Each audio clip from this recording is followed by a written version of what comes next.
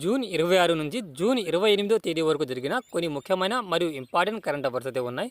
Video కనుక మీకు యూస్ఫుల్గా ఉంటే డెఫినెట్గా వీడియోని లైక్ అయితే చేయండి. ఏపీపీఎస్సీ, టీఎస్పీసీ అదేవిధంగా ఇతర కాంపిటేటివ్ ఎగ్జామ్స్కి ఎవరైతే ప్రిపేర్ అవుతున్నారో వాళ్ళందరికీ ఉపయోగపడే విధంగా డైలీ బేస్ జరిగే కరెంట్ అఫైర్స్లో కొన్ని ముఖ్యమైన మరియు ఇంపార్టెంట్ కరెంట్ అఫైర్స్కి సంబంధించి మన ఛానల్లో వీడియోస్ అయితే వస్తుంటాయి. డెఫినెట్గా వీడియోను ఫాలో అయితే అవ్వండి. అదేవిధంగా మీ మిత్రులు ఎవరైనా కాంపిటేటివ్ ఎగ్జామ్స్కి ప్రిపేర్ అవుతుంటే డెఫినెట్గా వాళ్ళకు వరకు ఈ యొక్క వీడియోని షేర్ అయితే చేయండి. వరల్డ్ క్రాఫ్ట్ కౌన్సిల్ ద్వారా వరల్డ్ క్రాఫ్ట్ సిటీ ట్యాగ్ను ఏ నగరానికి లభించింది? వరల్డ్ క్రాఫ్ట్ కౌన్సిల్ ద్వారా వరల్డ్ క్రాఫ్ట్ సిటీ ట్యాగ్ ఏ నగరానికి లభించింది? ఆన్సర్ 2 శ్రీనగర్. ఇటీవల వరల్డ్ క్రాఫ్ట్ కౌన్సిల్ శ్రీనగర్ నగరానికి వరల్డ్ క్రాఫ్ట్ సిటీ ట్యాగ్ని ప్రదానం చేసింది. ప్రపంచవ్యాప్తంగా సాంస్కృతిక, ఆర్థిక మరియు సామాజిక అభివృద్ధిలో స్థానిక హస్తకళాకారులు మరియు కమ్యూనిటీల కీలక పాత్రను గుర్తించడానికి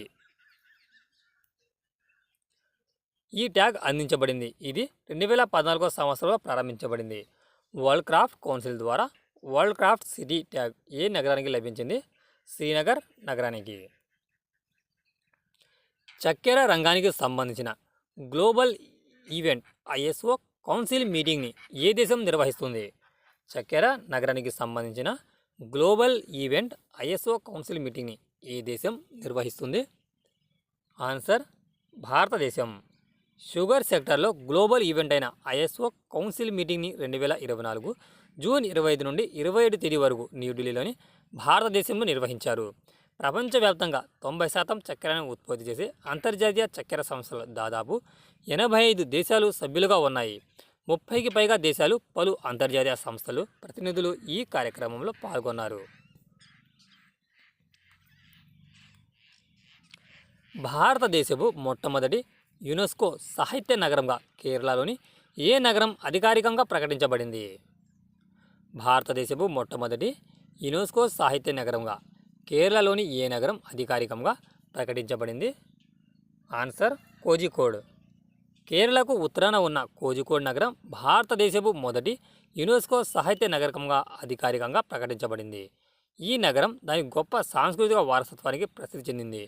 దీనిని 2004లో ప్రారంభించబడిన యునెస్కో క్రియేటివ్ సిటీస్ నెట్వర్క్ కింద ఇది ప్రకటించబడింది.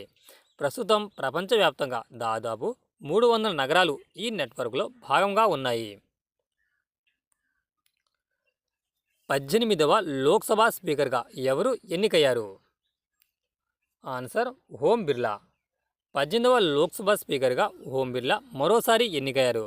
48 ఏళ్ల తర్వాత ఈ పదవికి ఎన్నిక నిర్వహించాల్సి వచ్చింది. తదుపరి డిప్యూటీ చీఫ్ ఆఫ్ ఆర్మీ స్టాఫ్గా ఎవరు ఉంటారు? Answer NS Rajasubramani. Lieutenant general NS Rajasubramani తదుపరి డిప్యూటీ చీఫ్ ఆఫ్ ఆర్మీ స్టాఫ్గా ఉంటారు మరియు ఆయన నియామకానికి ప్రభుత్వం ఆమోదం ముద్ర తెలిపింది.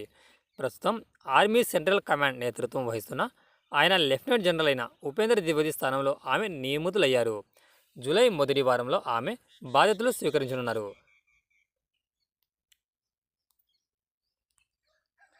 భారతదేశం ఇటీవల ఏ దేశ పౌరుల కోసం ఈ మెడికల్ వీసా సౌకర్యాన్ని ప్రారంభించినట్లు ప్రకటించింది? ఆన్సర్ బంగ్లాదేశ్. బంగ్లాదేశ్కు వైద్య చికిత్స కోసం వచ్చే బంగ్లాదేశ్ పౌరులకు ఈ మెడికల్ వీసా సదుపాయాన్ని భారత్ ప్రారంభించినట్లు బంగ్లాదేశ్ ప్రతినిధి బృందంతో సమావేశం అనంతరం భారత ప్రధాని నరేంద్ర మోడీ ఇటీవల ప్రకటించారు. ట్రాయ్ కొత్త కార్యదర్శిగా ఇటీవల ఎవరు నియమితులయ్యారు? ఆన్సర్ అతుల్ కుమార్ చౌదరి. కేంద్ర ప్రభుత్వం ఇటీవల telecom regulatory authority of India Troy యొక్క కొత్త కార్యదర్శిగా అతుల్ కుమార్ చౌదరిని నియమించింది. ఈ పోస్ట్ మే 31న వి రఘువందన్ పదవి విరమణ చేసినప్పటి నుండి ఖాళీగా ఉంది. Chaudhary 1989 batch Indian Telecom Service అధికారి మరియు ప్రస్తుతం Unique Identification Authority of India యుఐడిఐలో డిప్యూటీ డైరెక్టర్ జనరల్గా పనిచేస్తున్నారు. రెడ్ హెడ్ రాబందుల కోసం ప్రపంచంలోనే మొట్టమొదటి సంరక్షణ కేంద్రం ఏ రాష్ట్రంలో స్థాపించబడుతుంది? ఆన్సర్ ఉత్తరప్రదేశ్. ఉత్తరప్రదేశ్లోని మహారాజ్ గంజ్లో రెడ్ హెడ్ రాబందుల కోసం ప్రపంచంలోనే మొట్టమొదటి సంరక్షణ మరియు పెంపక కేంద్రం ఏర్పాటు కానున్నది. ఈ రాబందులు ఆసియా రాబందుల పేరుతో కూడా ప్రసిద్ధి చెందినవి. ఈ జాతి 2007 నుండి International Union for Conservation of Nature's Red List జాబితాలో చేయబడింది. ఎన్టీఏ కొత్త చీఫ్ డైరెక్టర్ జనరల్గా ఎవరు నియమితులయ్యారు? Answer Pradeep Singh Kharola. National Testing Agency NTA director జనరల్గా ప్రదీప్ సింగ్ ఖరోలాను కేంద్రం నియమించింది. ఇండియా ట్రేడ్ ప్రమోషన్ చైర్మన్ ఎండీగా ఉన్న ఖరోలాకు ఎన్టీఏ డీజీపీగా అదనపు బాధ్యతలు అప్పగించింది.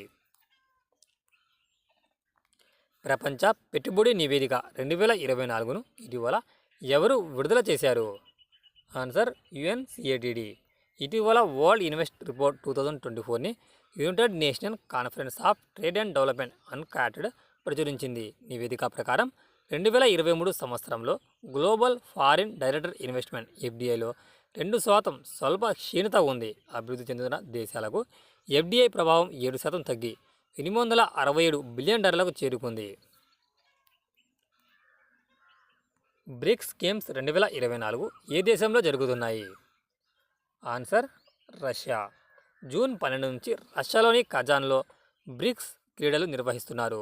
ఈ గేమ్లో భారత మహిళలు మరియు పురుషులు టెన్నిస్ జట్లు కాంస్య పథకాలను గెలుచుకున్నాయి. ఇది అంతర్జాతీయ బహుళ క్రీడా పోటీ. దీనిలో ఆర్థిక సంఘం బ్రిక్స్తో అనుబంధించబడిన దేశాలు పాల్గొంటాయి. ఇది ఫ్రెండ్స్, వీడియో కనుక మీకు యూస్ఫుల్గా ఉంటే డెఫినెట్గా వీడియోను లైక్ అయితే చేయండి. Thanks for watching exam Lent.